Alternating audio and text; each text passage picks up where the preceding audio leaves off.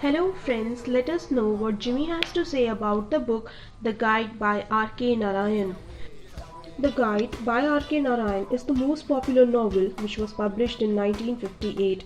Narayan came to it after he had already written 7 novels and a large number of short stories and sketches.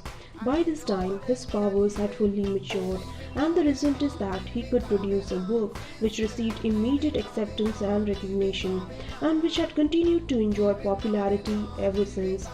It is the triumph of R.K. Narayan's art, his masterpiece. It is one of the immortal classics of the world.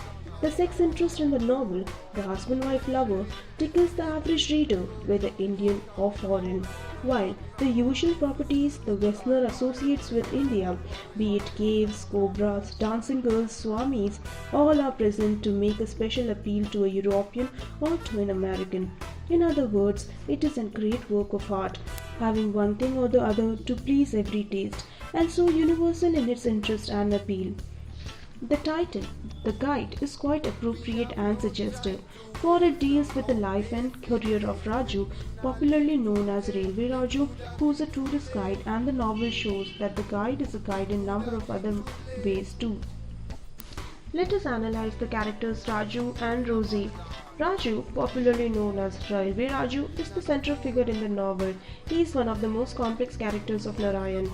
In him we find the craftiness, dishonesty and brutality of Margaya, the flashy bombast of Mr. Sampath, the adventurousness of Mali in The Vendor of Sweets, the romantic excesses of Simran in Waiting of Mahatma, and the mystical leaning of Chandran in The Bachelor of Arts and Srinivas in Mr. Sampath.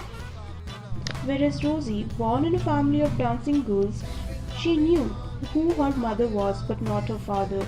She is given a college education and is an MA in economics. She is flattered that a man like Marco should wish to marry her and is devoted to him in spite of his impotence and freakishness.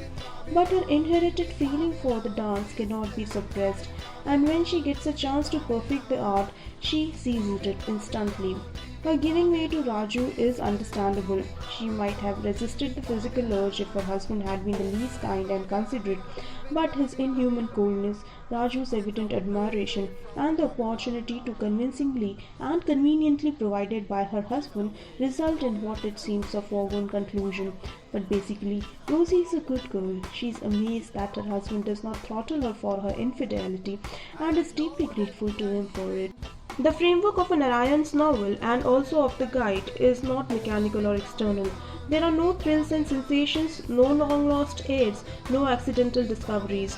The action flows out of character and also influences and molds character. The hero is just ordinary, the common, the average, the great, but not so great, and the action illustrates his ordinariness as well as brings out his potentialities for greatness. The narration moves forward chronologically, each succeeding event being linked casually with the previous one. There is no looking backward or forward, no probing of the subconscious or even the unconscious. In fact, Narayan is a penetrating analyst of human passions and human motives, the springs of human action, and this makes him a great critic of human conduct too. Human relationships, relationships within the family circle, and relationships centering around the sex and money are his ever recurring themes, and we can learn from them how to establish the right relationships. Whatever disturbs the norm is an aberration, a disorder, and sanity lies in return to an acceptance of the normal. Life must be accepted and lived despite its many shortcomings, follies, and foibles. This may be said to be the Narayan's message, but it has to be gleaned by each reader according to light that is in him. Also, we see objectivity and impartiality are the hallmarks of Narayan's genius. He presents life as it is, both the good and the evil.